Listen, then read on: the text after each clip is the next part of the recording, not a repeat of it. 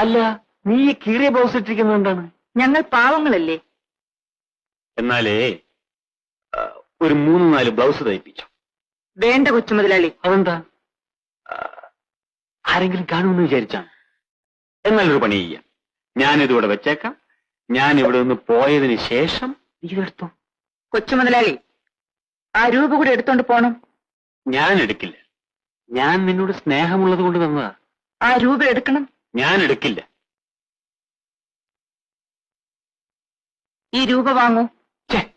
നീ കൊച്ചു പിള്ളേരെ പോലെ ആകരുത്. ആരും കാണണ്ട. ബ്ലൗസിനകത്ത് വെച്ചോ. ഈ രൂപ തിരിച്ചു വാങ്ങാൻ. വാങ്ങിക്കണോ?